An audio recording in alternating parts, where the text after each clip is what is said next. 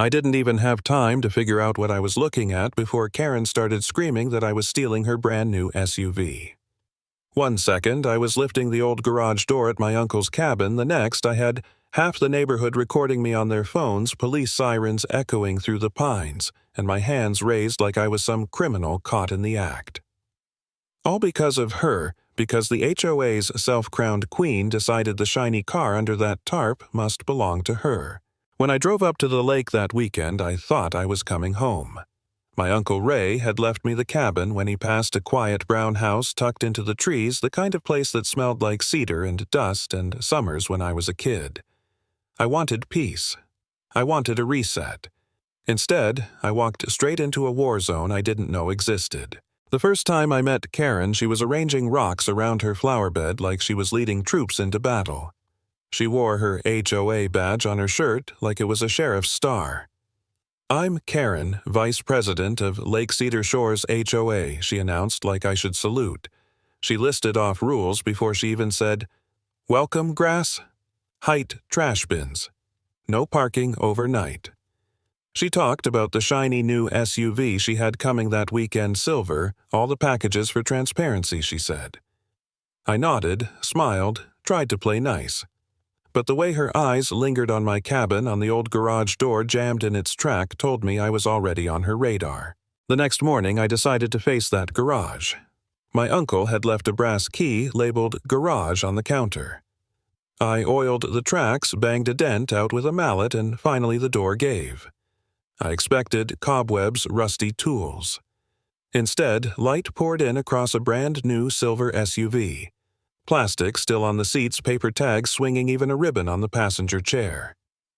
I froze, staring at it like it might vanish. That's when Karen's neon sneakers hit my driveway. She gasped so loud it cut the air in half. "That's my new car. He's stealing my car." Before I could say a word, she had her phone out, 911 on speaker. She shouted my description, told them I was hot wiring it, and waved to the neighbors to film. I stammered, "This is my garage. My uncle left me this cabin." But my voice sounded small, even to me. By the time the first cruiser rolled up siren howling, I felt the world tilt sideways. I raised my hands, backed away. Officers, Thomas and Murphy, approached, calm but stern. Karen pointed like she'd summoned them herself. "That man opened my garage. He's stealing my vehicle." I repeated the only words I had left. "This is my garage. I just found the car. I don't know why it's here." They kept me at the edge of the driveway, hands in the air, while Murphy checked the SUV. She found paperwork on the passenger seat. Karen waved her own copy, insisted it was hers. My pulse hammered until Murphy noticed a dusty envelope on the workbench. My name in my uncle's handwriting. She opened it, read out loud. "Jake, if you're reading this, the garage finally gave in. About time. As for the shiny wheels, that's for you. Call my lawyer before you drive it. He'll explain. Ray." Everything stopped. Karen's face went pale.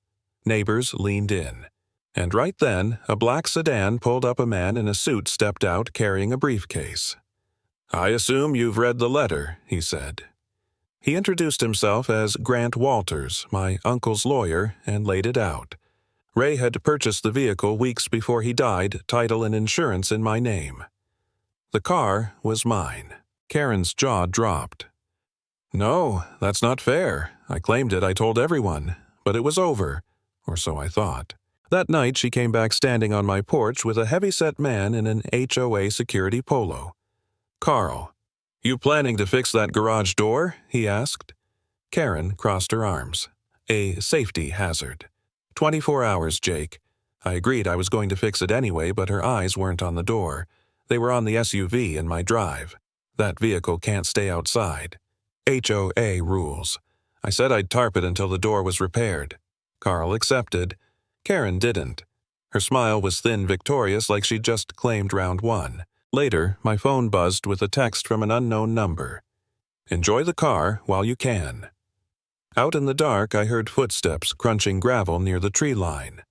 The next day, when I patched the garage with plywood, someone had spray-painted across it in red dripping letters, "Thief, get out."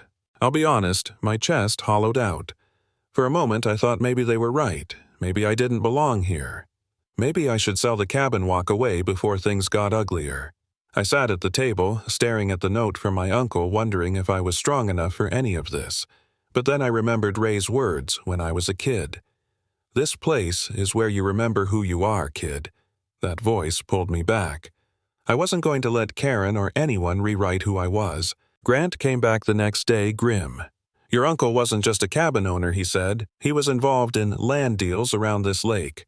Powerful people want control here, and Karen's tied to them. That cabin, the SUV, their leverage." My stomach dropped. It wasn't just HOA pettiness, it was a game of power.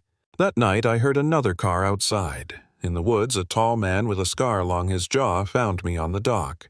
He introduced himself as Mike. "You're in the middle of something bigger than you," he warned. "Karen doesn't let people walk away. Stay out or you'll regret it." His words chilled me, but something inside snapped. I wasn't walking away. The following evening, I saw Karen sneaking around her own back door with a key, whispering, "You really shouldn't have come here, Jake. Now you're too deep." A black sedan pulled up Mike again. I hid in the trees and heard them talking. Karen hissed, "We can't let him keep digging. He's too curious." Mike's reply was colder. "Then we deal with him now." I wanted to scream, but I stayed frozen, listening. They disappeared inside, leaving me with one truth: they weren't just bullying me, they were plotting something much bigger. I tore through my uncle's old desk until I found a folder labeled Confidential.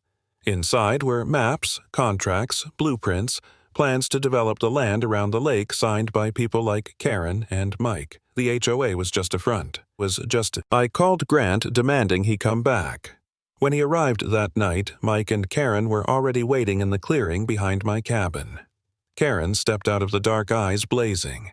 "You've been a thorn in our side since you showed up. You think you can win against us?" Mike moved closer, voice low. "People like us solve problems, Jake. And right now, you're the problem." Fear punched through me, but I stood tall. "I'm not your pawn. This is my home. My uncle trusted me to protect it." My hands trembled, but I didn't back down. That's when Grant's headlights cut through the trees. He stepped out, briefcase in hand. Mike sneered. "You think this lawyer saves you? We've already won." Grant opened the case, pulled out a stack of documents. "Not anymore. I have every contract, every illegal acquisition. The police will have all of it by morning." Karen's voice cracked, desperate now. "No, that's not possible. I claimed it. I paid for it." Her denial collapsed under the weight of the evidence. Mike glared, muscles tight, but he saw the walls closing in. He cursed under his breath, backed toward the car. Karen lingered a moment longer, eyes locked on me with pure venom. "This isn't over," she spat, before storming off into the night. The clearing went quiet. My heart hammered so hard I could barely hear. The SUV sat under its tarp, the broken garage behind it, proof of how far things had spiraled. Grant put a hand on my shoulder. "You did more than most would have. You stood your ground." I didn't feel like a hero. I felt like a man who'd barely survived his first battle. But at least for that night I'd held on to what was mine. And if there's one thing I learned from all of it, it's this: bullies thrive on fear. But the moment you stop backing down, their power crumbles.